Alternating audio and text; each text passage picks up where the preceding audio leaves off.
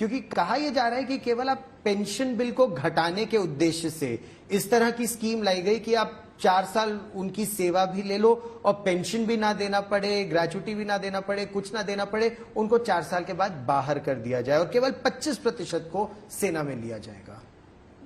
ये भी मुझे लगता है एक्सट्रीम पोजीशन है और बट ये सच नहीं है। जो आप स्कीम को यदि सही तरीके से समझेंगे तो जैसे मैंने बताया है 4 साल में एक युवा जब फौज में 4 साल काटने के बाद, ट्रेनिंग के बाद जब बाहर समाज में या सोसाइटी में जाएगा तो उसको इस तरीके से वो इक्विप होगा, he will carry a unique resume, उसके पास ये क्वालिफिकेशंस होंगी बिना और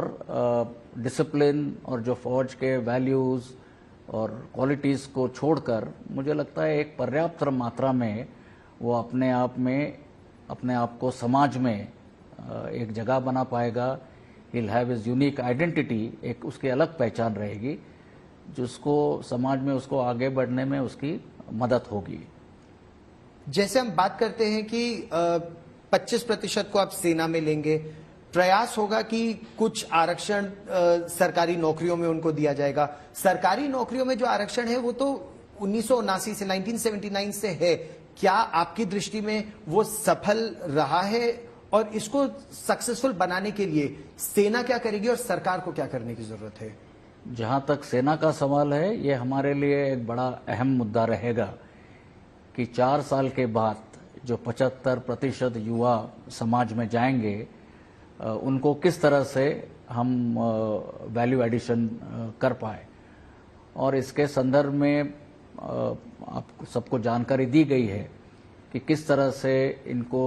अपने नेशनल एजुकेशन पॉलिसी के तहत अलग अलग क्रेडिट्स दिए जाएंगे ताकि जब वो सेना से 4 साल बाद बाहर निकलेंगे they are suitably kitted, suitably equipped. जहाँ तक उनके आगे फ्यूचर या भविष्य का सवाल है, आपने देखा कई केंद्र सरकार के मंत्रालयों ने,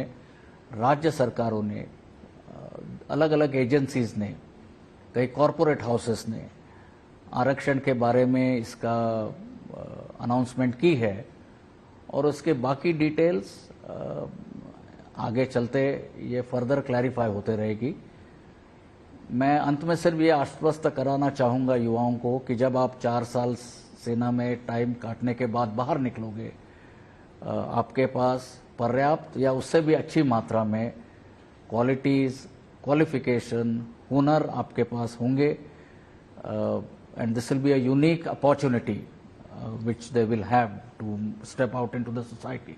एक प्रश्न और आपने, क्या ये अभी भी एक तरह से वर्क इन प्रोग्रेस है? जब आप लोगों को सेना में शामिल कराएंगे तो अगर कुछ इसमें आपको लगा ट्वीक करने की जरूरत है, क्या ये ट्वीकिंग चलती रहेगी बेनिफिट करने के लिए जवानों को? जैसे अगर कोई डिसेबल हो जाता है तो क्या एक मुश्त उसको पैसा देना उचित होगा, या आपकी दृष्टि में क्या ये भी एक प्रयास होना चाहिए कि देश की रिस्पॉन्सिबिलिटी है उनकी देखभाल, ये ट्वीकिंग की आवश्यकता हो सकती है? तो मैं इसके जो डिटेल्स है उसमें जाना नहीं चाहूँगा स्पेसिफिकली। आपने 2-3 मुद्दे उठाए उसके बारे में, बट मैं इतना ये कहना चाहूँगा कि ये स्कीम एलैबोरेट डिटेल कंसल्टेशंस के फलस्वरूप या पश्चात हमने इसकी फ्रेमवर्क या रूपरेखा बनाई है। एज वी गो फॉरवर्ड, जैसे हम आगे बढ़ेंगे स्कीम को इम्प्लीमेंटेशन के बाद, we will bring about positive changes, या हम इसमें सकारात्मक बदलाव जरूर ला सकते हैं and that is a open issue. तो ये नहीं है कि ये स्कीम यहीं पर एक लकीर के तौर पर this is the final thing. तो ये मेरा इस पर